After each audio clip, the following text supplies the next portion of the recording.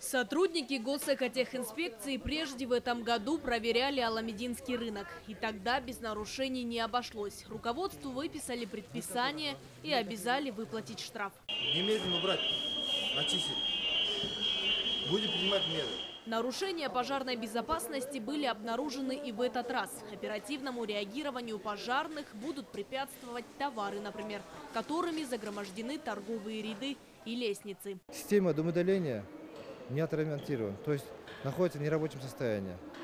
И вот северная часть, пожарный проезд, загроможден. В подвальных помещениях мы давали им предписание, чтобы они устанавливали систему автоматического пожаротушения, то есть порошковое пожаротушение. Конечно, у них сигнализация есть, но сейчас в данный момент мы их заставляем установить пожарное автоматическое пожаротушение. Бедой абсолютно всех рынков является стихийная торговля, говорят инспекторы. Такие точки препятствуют проезду пожарной машины. Сами же продавцы лишь отнекиваются. Бороться со стихийной торговлей сил уже нет, признается администрация Аламединского рынка. Другие же нарушения исправить пытаются. В начале июня инспекторы проведут контрольную проверку. И уже тогда нарушений быть не должно. Иначе деятельность рынка будет приостановлена. Мы уже начали работать, исчерпать все вот эти нарушения. Начали устанавливать шахта дымоудаления. Насчет пожарного проезда тоже начали там освобождать для проезда пожарной спецмашины.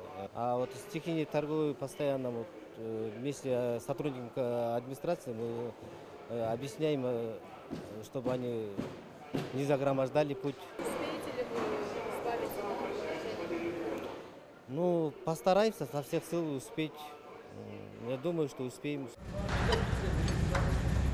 Администрация рынка также рассказывает, что несколько лет назад для удобства купили собственную пожарную машину. Есть и гидранты. А для продавцов регулярно проводят учебные тренировки. У каждого есть огнетушитель. И кроме этого есть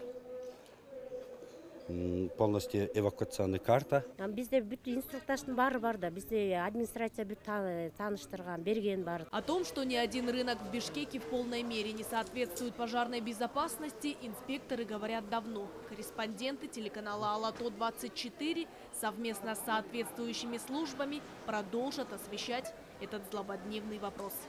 Аяна Дюшикеева, Азамат Кадыртоктоев, Общественный Первый канал.